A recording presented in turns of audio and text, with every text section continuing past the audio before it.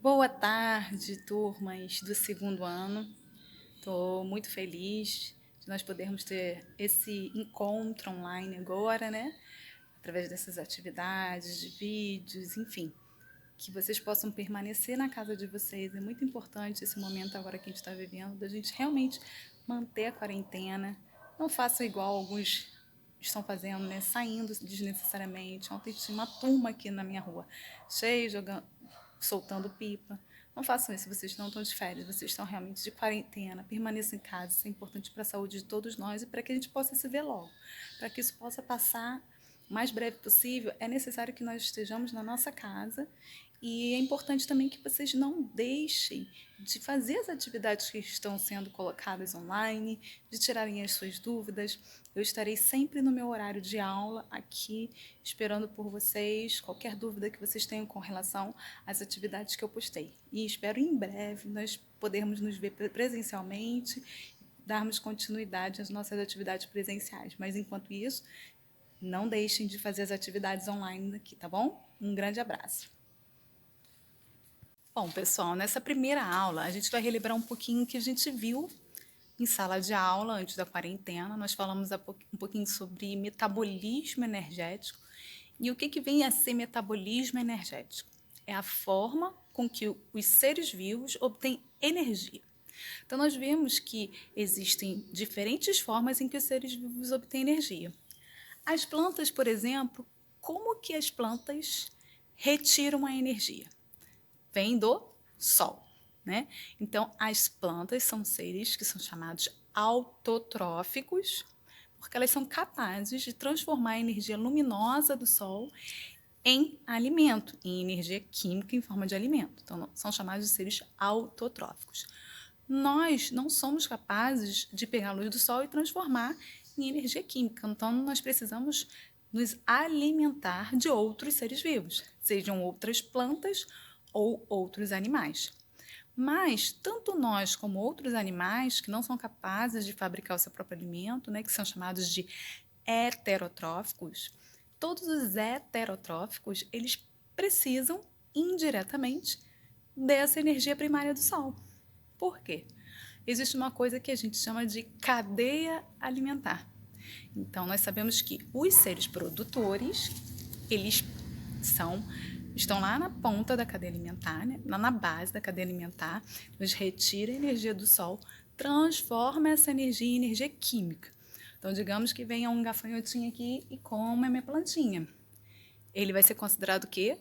Um consumidor primário, porque ele comeu diretamente do produtor. Depois vem aqui um sapo. Quem me dera não tem sapo aqui, tá, gente? Essa pequena hortinha que eu tenho aqui, essa pequena plantinha, não chega a ter sapo, só se eu estivesse na fazenda. Mas, digamos, imagine que tem um sapo que coma o gafanhoto aqui. O que vai acontecer? O gafanhoto, ele era o consumidor primário, o sapo que comeu o gafanhoto é o consumidor secundário. E digamos que aparecesse uma cobra, graças a Deus nunca apareceu, e comesse o sapo. Então, se o gafanhoto era o consumidor primário e o sapo é o secundário, a cobra será o consumidor terciário. E digamos que surgisse um gavião e esse gavião comesse a cobra, que comeu o sapo, que comeu o gafanhoto, que comeu a planta. Então, esse seria o consumidor quaternário.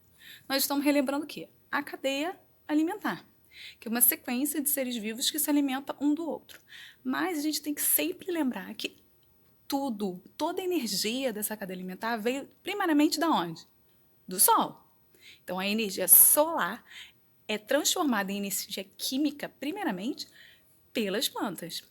E qual que é o nome desse processo, né, de transformação da energia luminosa do Sol em energia química?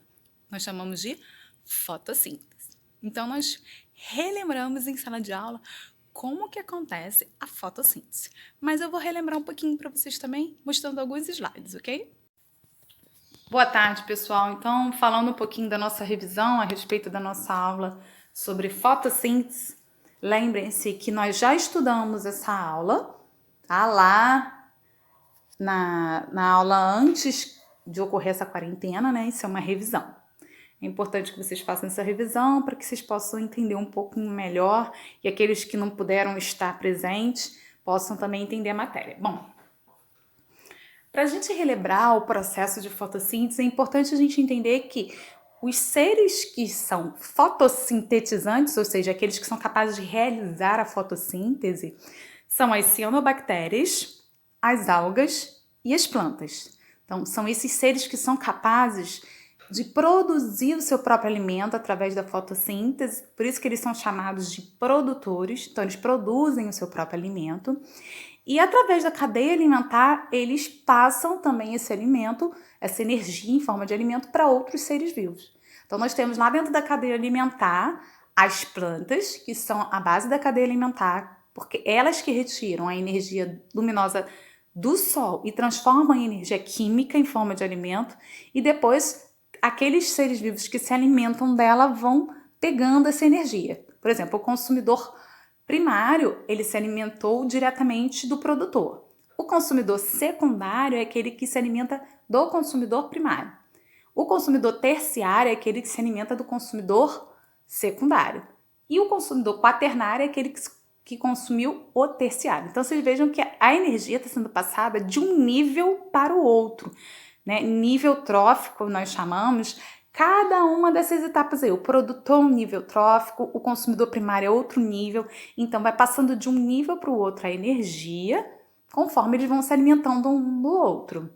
Então, para que tudo isso ocorra, para que exista alimento para todos, é necessário primariamente o processo de fotossíntese. É por isso que nós vamos estudar primeiro ele. Então, para entender bem o processo de fotossíntese, a gente tem que se lembrar que a fotossíntese precisa diretamente da energia solar. Então, a energia primária dos ecossistemas é o Sol. E aí, duas moléculas serão importantes aí para essa transformação. Nós estamos vendo aí o gás carbônico e a água. Então, o gás carbônico está sendo representado por CO2 e a água por H2O. E quem é que absorve essa energia do Sol? São os pigmentos, né? Então, os pigmentos, que são essas estruturas que dão a cor nas plantas. Por que a folha da planta é verde? Porque ela tem um pigmento chamado clorofila. E para que serve essa clorofila? É ela que absorve a luz do sol, tá? Então, é essa clorofila que vai ser responsável por captar a luz solar e transformar essa energia solar em energia química através da fotossíntese. Bom, e aí a planta vai produzir matéria orgânica, que seria a glicose, e vai eliminar aquilo que ela não precisa nesse momento de fotossíntese, que seria o oxigênio. E aí a gente vê uma equação geral da fotossíntese, que seria 6 gás carbônico, que é CO2, mais 12 moléculas de água, que é representada por H2O, absorvendo luz através da clorofila e produzindo o quê? Glicose, que é composta por C6H12O6, que é a matéria orgânica que ela precisa, é isso que é o alimento da planta e de todos os seres vivos, a glicose, mais 6 moléculas de oxigênio e mais 6 moléculas de água. Então, essa é a equação da fotossíntese, tá? Reagentes e produtos da fotossíntese. Bom, mas onde ocorre a fotossíntese? Quais são as suas etapas? A gente tem que entender que a fotossíntese ela ocorre nas plantas, e as plantas possuem uma estrutura. Cada uma delas é formada por essa estrutura que é chamada de célula. Então, todas as plantas são formadas por células e essas células, dentro delas, nós temos estruturas especiais que são organelas. São estruturas capazes de fazer diferentes funções. No caso do cloroplasto, ela é a organela responsável pela fotossíntese, ok? Não esqueçam disso. O cloroplasto é a organela responsável pela fotossíntese. Dentro do cloroplasto é que nós temos aquele pigmento chamado de clorofila, que é o que capta a luz do sol. Então, vamos ver aí. Nós estamos vendo representado um cloroplasto. E a energia do sol, ele entra nesse cloroplasto. A molécula de água também vai ser absorvida. E o que vai ser feito nessa primeira etapa da fotossíntese, que é chamada de fase clara? O que ocorre? É a quebra da água por meio da luz. Então, a molécula da água é formada por H2O. São duas moléculas diferentes. H2 é hidrogênio, O é oxigênio. Então, o oxigênio ele é eliminado, porque ele não é necessário para a fotossíntese, e o hidrogênio ele vai ser passado para a próxima etapa da fotossíntese.